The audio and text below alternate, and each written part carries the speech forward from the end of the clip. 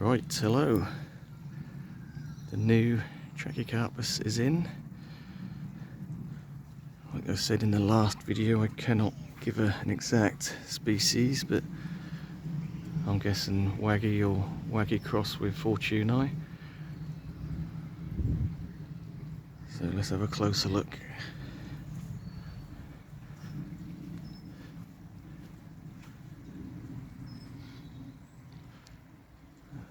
Works quite well there. Like I say, you come out the house and that's the focal point before you look down the whole length of the garden. You sort of see that. I'm also hoping that will, being quite close to pond, discourage the herons a little bit, even though they can't really land because of all the pots around it. Yeah, so what we've done is I have still got loads of soil left over from where I dug the hole, because obviously as I backfilled I put a bag and a half of compost in as well. I've dug a berm around it, or made a little berm, so when I do water it, that goes down the roots and not just spill out everywhere. Firmed it in with my foot. Like I say, I've chucked about 8 watering cans at it, so they're 10 litres each, that's 80 litres of water. It's obviously mid-November, so the ground's damp anyway, and it's not really, it's mild, but it's, you know, we're looking at 10 to 12 during the day and 7 to 9 overnight, so it's not cold, but it's cool, so it shouldn't transpire too much. So it is in and looking good. I've put a stake at an angle here due to the fact that the wind comes in this way through the winter. Get some pretty strong winds, so hopefully by the time, we don't normally get the winds till January and February, really the strongest, so hopefully by then that'll put a little bit of root in. But that's fairly solid in there anyway. Like I say, I firmed it in well. I probably will go round and cut off these old flower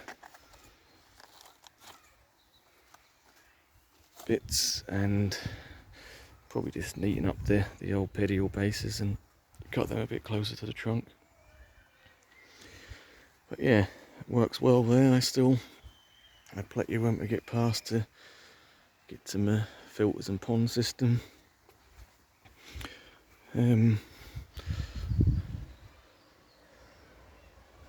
That should give a good bit of morning shade to the tree fern, because that was getting full sun in the morning, so hopefully that'll help with that a little bit. It's not really going to affect the gunner too much, they don't mind being in part shade anyway. It will be time to cut that down soon. So yeah, it's in. So yeah, just a reminder, if you didn't watch the first video, or previous video to this one if you like, it was a rescue plant. It was free to anyone who could dig it out, so I rushed round there. It took me about an hour to dig out, got a decent root ball on it. Like I say, the leaves, you can see where I've cut a lot of the leaves with the fresh cuts here all the way down to here, so I did cut off a good 12-15 fronds off it, so just to stop the transplant shock too much. But again, it is a really wide, quite a wide leaf on it, and really stiff. These aren't going to flop down too much. I got it's like I say, if you look at that, all the leaves totally standing upright. This was in a fully open, exposed position in someone's front garden, so it's been grown in full sun, so obviously the petioles are fairly short, only about 2 foot. So it's a nice stocky strong plant, so it's had full sun, full wind, full elements, and It's looking good. We've got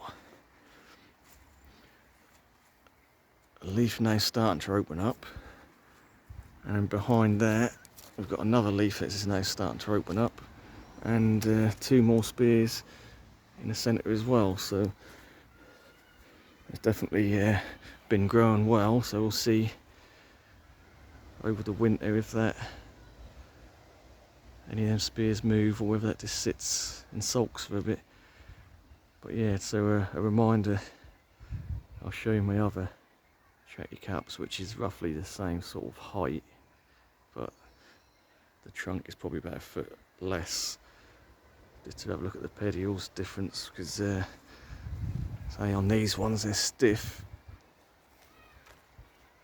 and they're well over an inch wide. So if we come down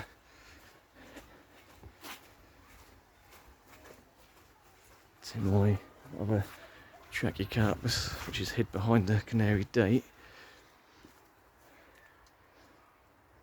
you can see the pedicels are a lot thinner and literally just flopping, all flopping over. They just look a bit of a mess, but luckily it is hidden by the canary a bit. But again, the pedicels or leaf stalks are a good 3.5, 4 foot on some of them, because it's in a bit of shade from the canary, so it's stretched a bit. So that, you know, that looks okay, but I think I do prefer the stockier look. So like I was saying, I'm guessing this is a cross Waggy Fortunae. It could be full Waggy. I don't know. I know I have got a little Waggy down here. When they're smaller, the leaves do look totally different to Fortunae, but as they get bigger, obviously the leaves get bigger with the plant. So I don't think it's full Waggy. But I mean, look at the smaller one here. The pedicels are totally clean, right down to the trunk. Where I was looking on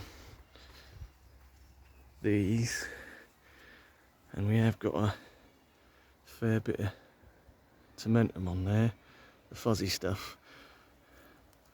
So whether that's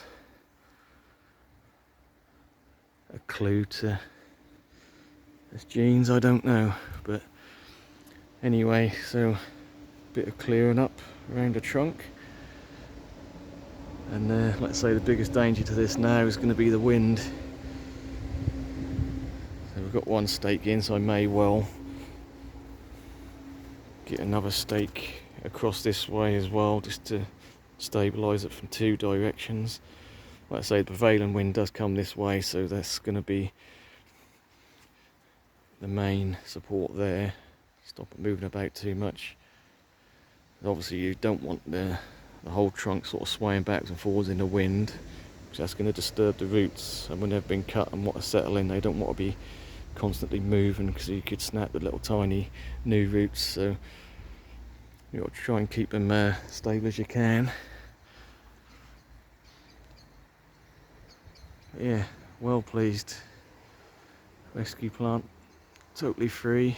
Just took me an hour to dig out, and maybe an hour and a half to prepare the hole and get it back in. So for 2.5 hours work, well worth it. I couldn't resist having a look online to see how much they go for at this sort of size, and you can be looking anywhere £50 plus per foot of trunk. But I think generally they are something this size, maybe 300 or 400 quid. And like I say, it's a pretty good looking specimen.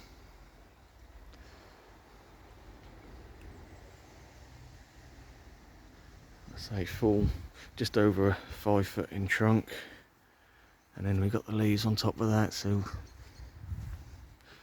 easily 8 foot plus.